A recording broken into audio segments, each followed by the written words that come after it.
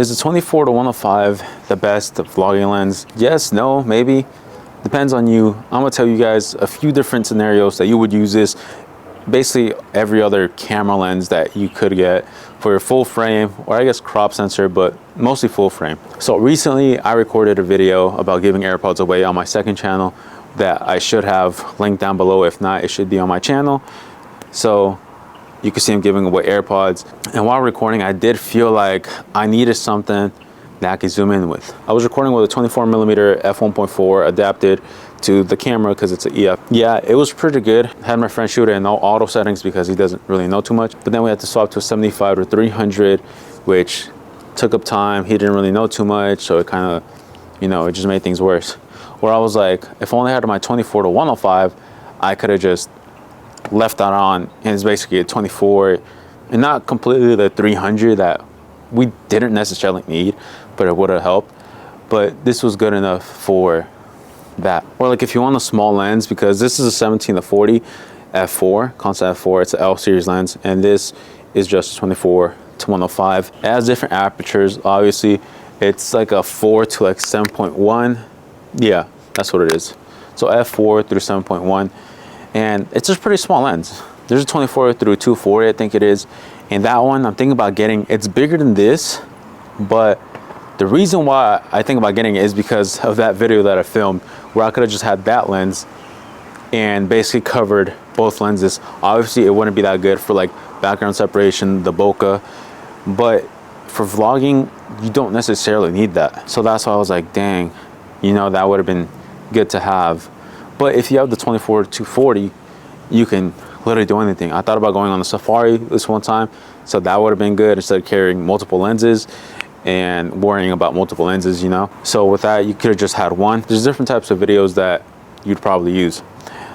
I wasn't gonna talk about this lens a lot, 24 to 105, but let's talk about all the other lenses that you could use, what you're gonna use it for. So let's talk about all the lenses. Let's start with the cheaper ones, non-L series. There's a 15 to 30mm. That one has different apertures, and with that one, it's basically a kit lens for the R8, I think. So that's basically this, the 17 to 40. It's a little bit wider, but it's not a constant f4 like this thing and that. It's mostly vlogging, like you're recording yourself. You don't really got a friend to help you. Or you get this 17 to 40, which is basically the same thing, but it does zoom in more.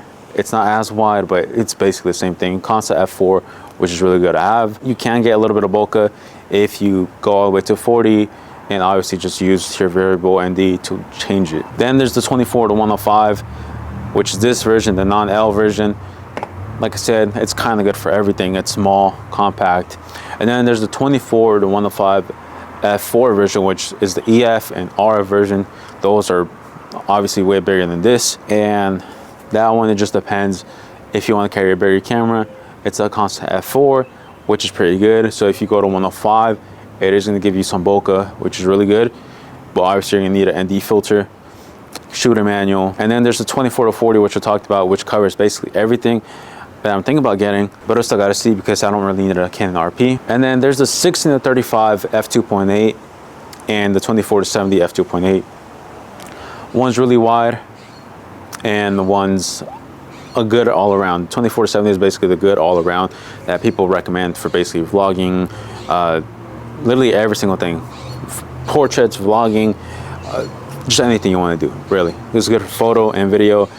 RF versions are obviously better. It's quiet. You can't hear like a focusing sound, where on this lens you can, but on this one you can't. So they're both EF and RF versions. And now actually there's a 24 to 105 f2.8. Now I remember, it is pretty big, and I think it's like at 2.5, 3K, but that's if you need it. You are gonna need like a tripod for that one, which sucks because it's kind of long. But yeah, I think those are like the main vlogging lenses. Which one should you get? It just depends what you're doing. If you're going for all around, get the 24 to 105, depending on which money you got. So it's either you get the f4, the different variables, which is this one, the 4 through 7.1, or you get the f2.8, or you get the 24 to 240, which is going to be like $1,000. Yes, it does change apertures, but you basically cover everything. If you're shooting an auto, it's okay. It doesn't matter because it's just vlog. It's not that cinematic.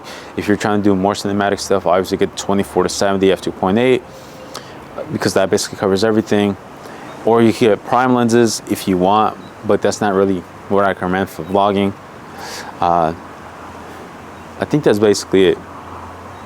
If you're gonna record yourself, get the wider ones, so the 15-30, 16-35, or the 17-40. So I think that covers everything. I should have scripted these. I always say that, but I don't. I thought about scripting the Mexico one, but I didn't. I just went through my iPad, be like, oh, here are the clips. Let me overlay them. I might make like a music video type thing for the Mexico vlog, just because I'm bored. But then I gotta find a song.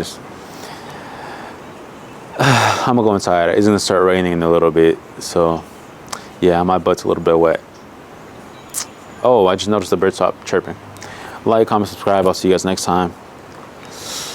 Do you have any of these lenses? Let me know. Bye.